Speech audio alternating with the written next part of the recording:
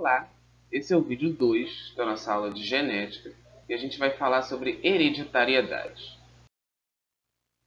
Uma coisa que a ciência sempre reparou, mas nunca soube explicar, é o fato de que os filhos são parecidos com os pais. Os parentes são parecidos uns com os outros. Olha só como são parecidos. Mas a ciência nunca soube explicar isso. Por que essas pessoas se parecem? Por que os filhos se parecem com os pais? Por que um parente se parece com o outro? Mas sempre houve uma ideia de que deveria haver, de alguma forma, uma passagem de características dos pais para os filhos. Só que a ciência não sabia explicar isso, não sabia dizer como isso acontecia. Até que veio esse rapaz aí da foto, Gregor Mendel, que hoje é conhecido como o pai da genética, que ficou muito famoso por fazer um dos maiores experimentos da história, talvez um dos mais importantes experimentos da história, que foi o experimento que ele fez com a ervilha de cheiro, que é essa da foto. Mas bem, antes de falar dos experimentos de Mendel em si, vamos falar de alguns conceitos que Mendel traz. Mendel trabalhou com a ideia dos fatores hereditários. E assim, na época, ele não sabia o que era gene ainda, o que era DNA, ele não tinha ideia de nada disso. Mas ele disse que haviam fatores que eram responsáveis por promover a hereditariedade, ou seja, a transmissão de características dos pais para os filhos. E aí ele chamou esses fatores de fatores hereditários. Hoje a gente já conhece como genes, mas quando a gente estiver falando de Mendel, a gente vai tratar esses fatores como fatores hereditários. E Mendel também traz para a gente dois conceitos muito importantes. O primeiro deles é o conceito de fenótipo, que é basicamente a característica que a gente está vendo. Tipo assim, a cor de alguma coisa, o tamanho de alguma coisa, enfim. E o genótipo é o conjunto de fatores hereditários, ou genes, que determinam esse fenótipo. São os genes, os fatores hereditários que estão por trás desse fenótipo. Bem, mas a coisa pela qual Mendel é mais famoso são as leis dele. Então vamos falar das leis de Mendel. A primeira lei de Mendel diz o seguinte: cada fenótipo é determinado por um par de fatores que se separam na formação dos gametas. Tá, ninguém entendeu nada, mas vamos por partes. Formação de gametas. Bem, vocês já viram isso. Vocês viram isso na aula da Ana Luísa. Ela explicou que na meiose você tem esse processo de formação de gametas, que há uma separação dos cromossomos. Como eu disse, Mendel não tinha ideia do que era cromossomo, do que era DNA, nada disso. Então ele chamou esses fatores aqui que se separam de fatores hereditários. E é exatamente isso que ele está falando aqui, ó. O par de fatores hereditários que se separam na formação de gametas. Então ele pegou esses fatores hereditários e deu letras a esses fatores hereditários. Letras aleatórias. Por exemplo, esse fator hereditário aqui ele chamou de A. Então você tem um Azão e o Azinho que na hora da meiose, na hora da formação dos gametas, que Mendel não sabia que era meiose, na hora da formação dos gametas eles se separam em Azão de um lado e Azinho do outro. Aqui um outro fator hereditário, o fator B. Tem o Bzão e o Bzinho. Na hora de formar gameta, separa o Bzão em um gameta, Bzinho no outro gameta. E aqui o fator V separa, né? Aqui você tem Vzão e Vzinho, separa em Vzão em um gameta, Vzinho no outro. Mas que história é essa de Azão, Azinho, Bzão, Bzinho? Bom, vamos ver. Mendel, ele observou que nasciam mais ervilhas amarelas do que ervilhas verdes, porque ele estava estudando ervilhas. Ele reparou isso, que a maioria das ervilhas amarelas, a maioria das ervilhas era amarela e tinha uma minoria que era verde.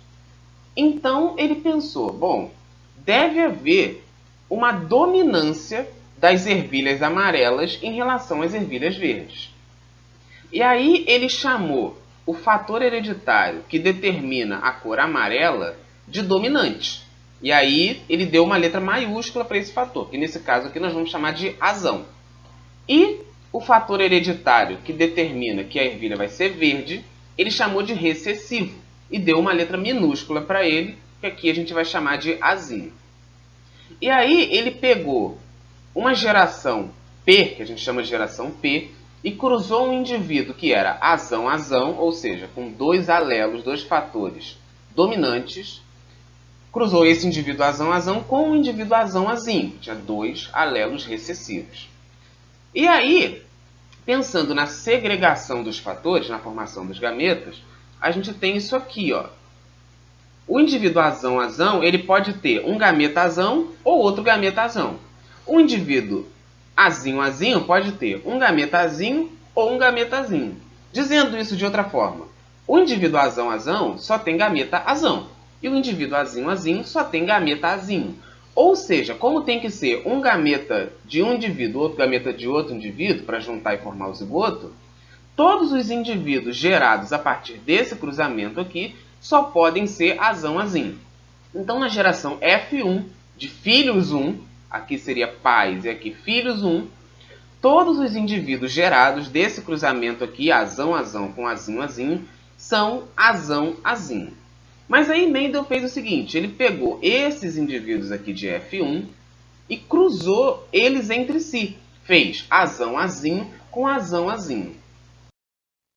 Aí, se você pensar na separação dos fatores hereditários, um indivíduo azão-azinho pode ter um gameta azão ou um gameta azinho.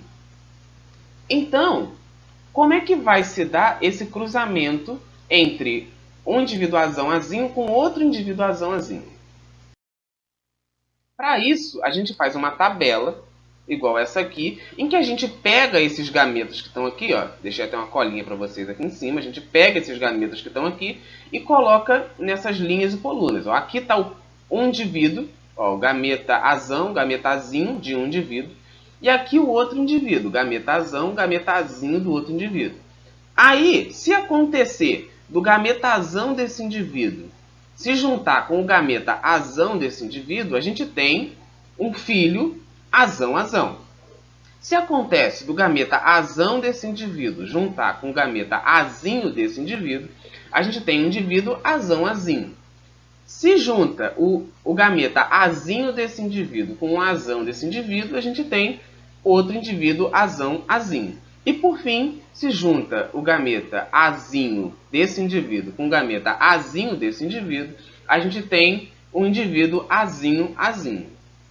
E assim, a gente tem a geração F2, filhos 2, com esses quatro indivíduos aqui. Azão-azão, azão-azinho, azão-azinho e azinho-azinho. Então, você dizendo de outra forma, você tem isso aqui. Um indivíduo azão-azão, dois indivíduos azão-azinho e um indivíduo azinho-azinho. Então, a nossa proporção genotípica, porque a gente está falando de genótipo até agora, isso tudo aí é letra, é genótipo. A gente não falou de característica nenhuma ainda. A nossa proporção genotípica é de 1 para 2 para 1. Ou seja, um azão-azão para cada dois azão-azinho para cada um azinho-azinho. Mas e se a gente for falar de fenótipo? Ó, deixei uma colinha aqui de novo para vocês. Ó. Lembrando que o alelo dominante é o amarelo e o alelo recessivo é o verde. Esse primeiro indivíduo aqui, indivíduo azão-azão, ele só tem fatores, só tem alelos para a cor amarela. Então, esse indivíduo aqui, com certeza, vai ser um indivíduo amarelo, vai ser uma ervilha amarela, que a gente está falando de ervilha, né? Está falando de Mendel. Esses dois indivíduos, azão-azinho aqui, eles têm um fator hereditário, um alelo para amarelo e um alelo para verde. Só que Mendel disse que o amarelo é dominante em relação ao verde. Então, na presença de um alelo azão e de um alelo azinho, o alelo que vai se expressar, ou seja, que vai determinar o fenótipo, é o alelo dominante, que é o azinho, no nosso caso aqui o amarelo. Então, esses dois indivíduos aqui, azão-azinho, vão ser também ervilhas amarelas. E por fim, esse último indivíduo aqui, ele é azinho-azinho. Ele só tem alelos para a cor verde. Então, esse indivíduo vai ser verde. Então, dizendo isso aqui de outra forma, a gente tem 3 indivíduos amarelos para um indivíduo verde. Ou seja, a nossa proporção fenotípica, que aqui é fenótipo, a gente está falando de característica, uma coisa que a gente está vendo, a cor da ervilha, a proporção fenotípica aqui vai ser de 3 para 1.